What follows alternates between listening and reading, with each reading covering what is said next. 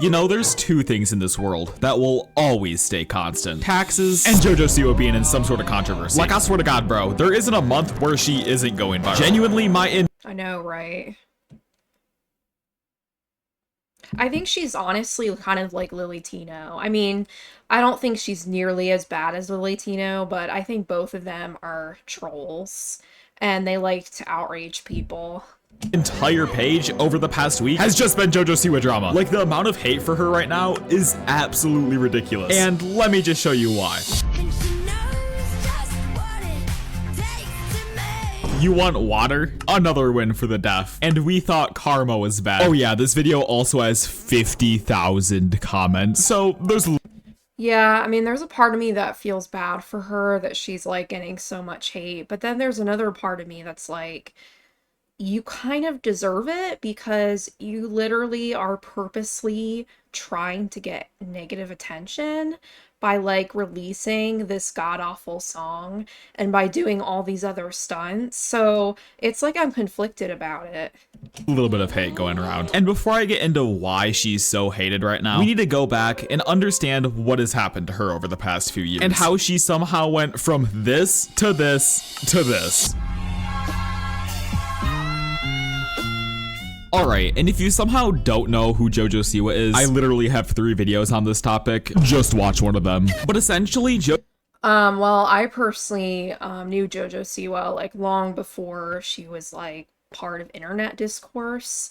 I discovered her on Dance Moms, and I actually was kind of like a fan of her, but obviously I'm not anymore. JoJo Siwa gained all of her popularity from Dance Moms, where she then transitioned into becoming a Nickelodeon kid and... It's about priorities. And Congressman Ryan McKenzie just said we aren't one. McKenzie voted to kick 17 million people off Medicaid insurance. And to limit our access to Planned Parenthood's essential health care. He also supports abortion bans, even here. Learn more. Singer, producing bangers such as... I'ma come back like a boomerang. And she kept up this girly Nickelodeon kid persona for the next couple of years, until she rebranded and started doing things like this.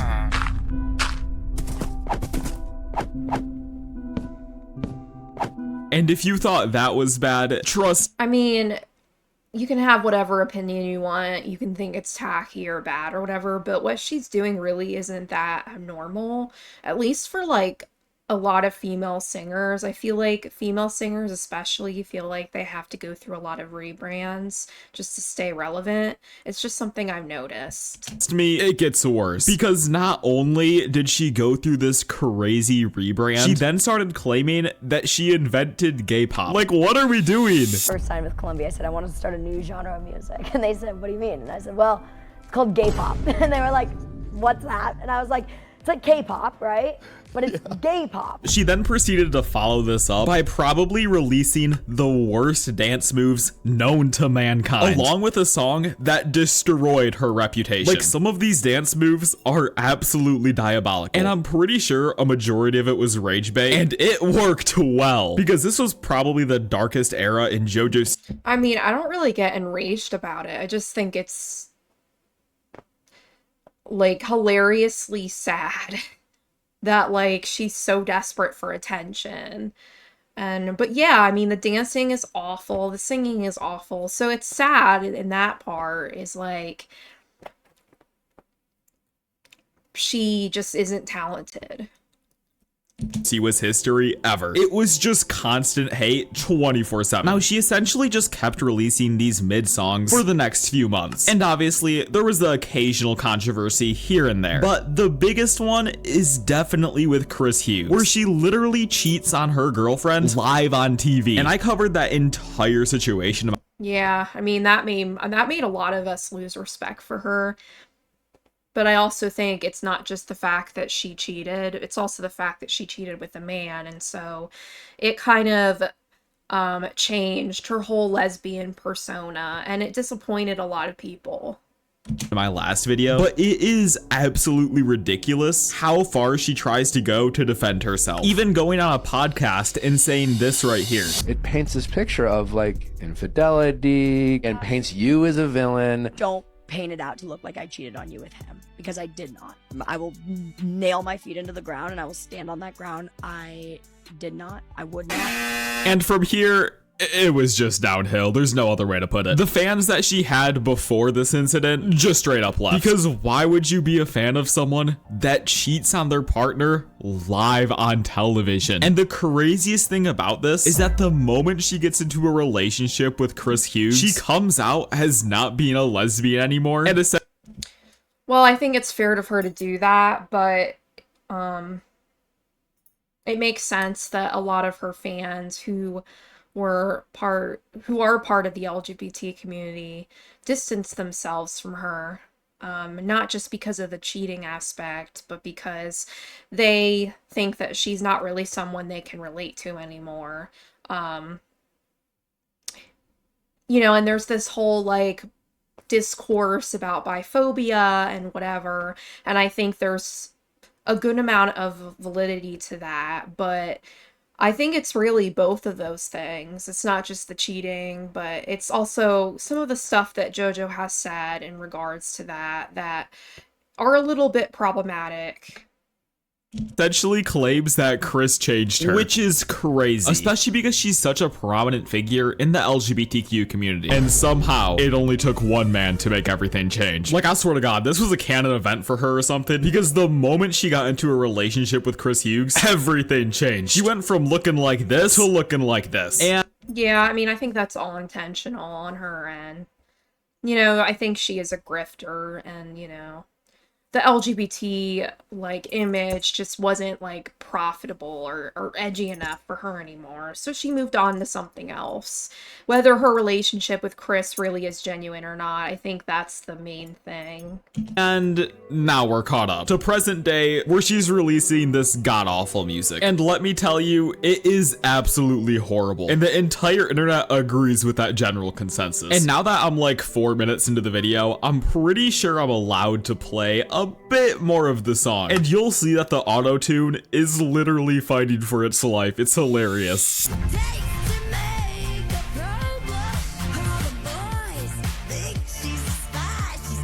Yeah, you can kind of see why everyone's hating. And literally the moment... Yeah, it sucks. JoJo Siwa might have been a decent dancer, but she's certainly not a singer. She dropped this teaser for her song, we had people making remixes and making fun of it within a few hours. Like, look at this parody right here. All the boys think she's a spy. She got Bette Davis Eyes. And then for some reason, JoJo Siwa. It's funny how that person sounds better than she does. And they're supposed to be a parody. Commented on this video saying, first, like, this genuinely feels like rage bait. And all of the comments Yeah, that's because it is.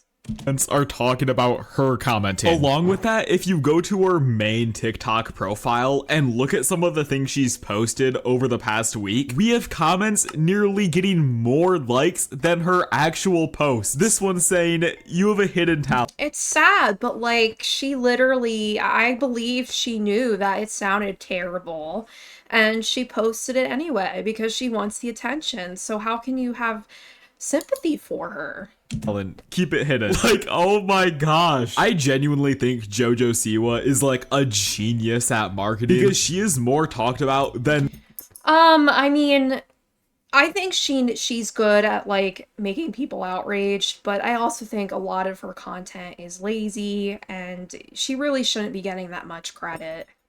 Ever right now. It is actually ridiculous how popular she gets when she pulls off these publicity stunts. A majority of her moves genuinely feel calculated. In this video right here on her TikTok account, she leaks a bit of the music video, and you can see that she's pretending to play the guitar completely incorrectly. Same old phone? Nah. Upgrade to the new Galaxy Z Fold 7. And so many people are calling her out for it. It is genuinely... That's what makes me think that this is like an intentional attempt to rage bait, and it's not a serious attempt to like showcase her talent. S-tier engagement bait. So this is obviously a completely different look than JoJo Siwa usually has. She has bright blonde hair, red lipstick, pearls, a dress on. She looks very modest. And just a year ago, she was doing the splits, licking a lightsaber at the Chicago Pride Festival. And yeah, this is the main thing that people are just straight up shocked about. Some people are even saying that JoJo Siwa's in her trad wife era, which is a bit crazy because I don't really know why people are shocked, because to me, this is all on brand for her. this is just cosplay for the song. And if you guys didn't know already, this is JoJo Siwa's cover of Bette Davis Eyes. And it's a bit shocking because a few people are actually defending her, saying that this is what the song is supposed to sound like, which I completely disagree with. The original song was much more raw for a reason. You can't just put auto-tune on this style of music because it will sound absolutely horrid. And what's crazy to me is that the creator of the original song literally spoke out about this. Bette Davis Eyes singer Jim Carnes seemingly shades JoJo Siwa in a since-deleted post on TikTok after Siwa did a cover of her 1981 hit. There's a difference between singing a song and embodying it. Couldn't agree more. Like, when JoJo sings it, I feel like there's, like, no passion. There's no, like, what's the word? There's no, like, earnest attempt to, like, express emotions. It's just her trying to, get attention, basically.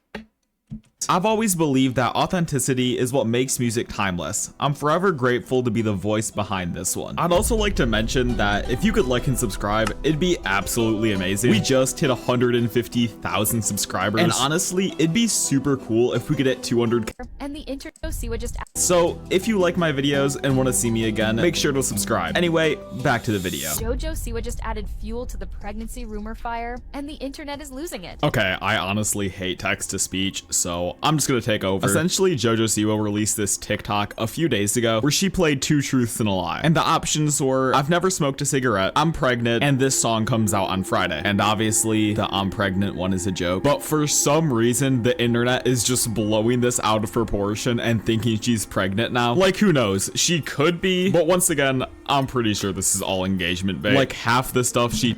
Yeah, people are super gullible, especially online, and I think a lot of the people that are, like, outraged about this are honestly preteens or teenagers, which is who she's trying to target this towards. Does is just to stir up drama around her to promote her new songs. And I know it doesn't help that I'm making a video about this, but counter argument, there's nothing else to talk about right now. Wait guys, I found something new to talk about. She just posted another TikTok literally 39 minutes ago. And you know what? I'm gonna play it right now and we're gonna get the live Gallistic reaction. She's ferocious, and she knows just what it takes to make a pro. What is this? I'm a lie. This is fire. Her phases in life are insane. I swear every month she looks like a different person. Top 10 hardest watches. Yeah, I'm gonna agree. This is absolute dog water. Like, I genuinely think Karma was better. And I don't even think that's a hot take. But I don't know, man. At the end of the day, I feel like this is just what happens to... I haven't watched the full video of Karma, but it's probably true. So anyway, that was my reaction to this video. If you all have anything to say in response, please comment, and of course, please like and subscribe. Thanks for watching.